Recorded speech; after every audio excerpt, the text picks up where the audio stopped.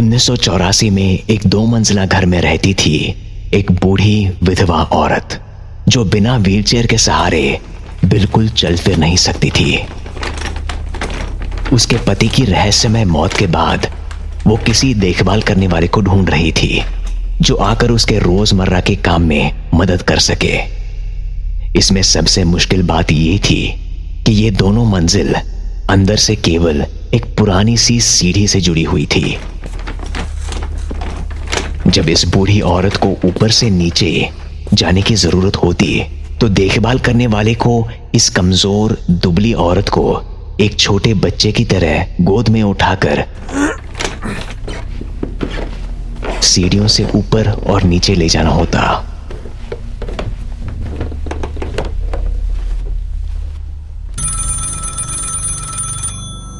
एक दिन पुलिस को उस विधवा का फोन आया।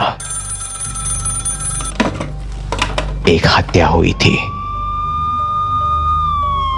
क्योंकि उस समय पुलिस की टुकड़ियां गिनती में काफी काम होती थी और कातिल पहले ही घटनास्थल से भाग चुका था, तो शुरुआती जांच पड़ताल के लिए सिर्फ एक जासूस को भेजा गया।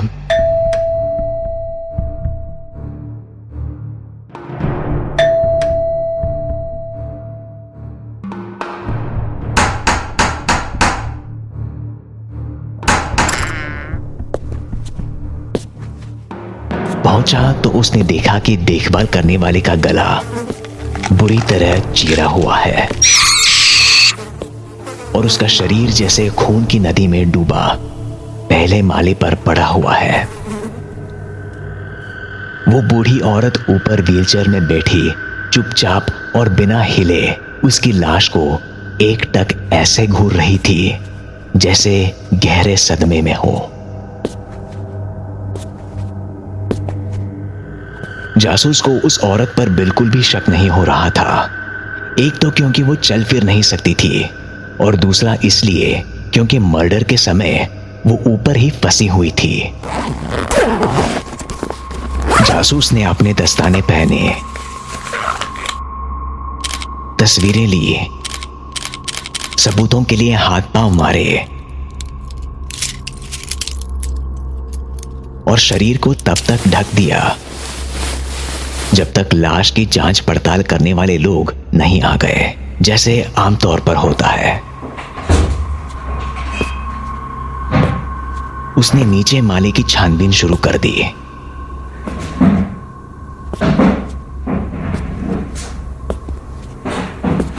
फिर बूढ़ी औरत से पूछा कि क्या वो ऊपर भी जाकर देख सकता है।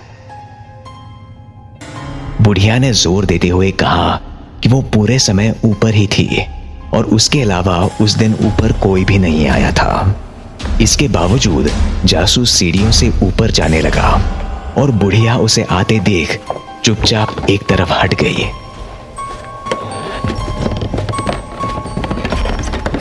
सीढ़ी के पीछे एक पतला सा गलियारा था जिसके साथ ही 3 बंद दरवाजे थे। उसने तीनों दरवाजों को खोलकर देखा। पहला खाली बेडरूम, कुछ भी नहीं। दूसरा बाथरूम, कुछ भी नहीं है। वो बेचैन होने लगा और धीरे धीरे तीसरे बेडरूम का दरवाजा खोला जहां वो बुढ़िया सोती थी। अंदर झांका तो उसे सब कुछ ठीक लग रहा था। एक अलमारी, बिस्तर और उसके बगल में छोटी सी मेज के ऊपर लैंप। वो डरते हुए कमरे की हर दीवार जांचने लगा, लेकिन उसे जो मिला वो नहीं, पर वो जो नहीं मिला उसकी वजह से जासूस एकदम स्तब्ध हो गया और उसका हाथ धीरे से अपनी बंदूक की तरफ बढ़ने लगा। ये इतनी छोटी सी चीज थी कि पिछली बार पति की हत्या की जांच के समय उन्होंने इसे पूरी तरह से नजरअंदाज कर दिया था। ऊपर कोई फोन नहीं था। अचानक उसने एक शोर सुना और वो अपनी बंदूक निकालते हुए बाहर दौड़ा। उसने बाहर देखा तो ऊपर सीढ़ियों पर बस एक खाली व्हीलचेयर थी।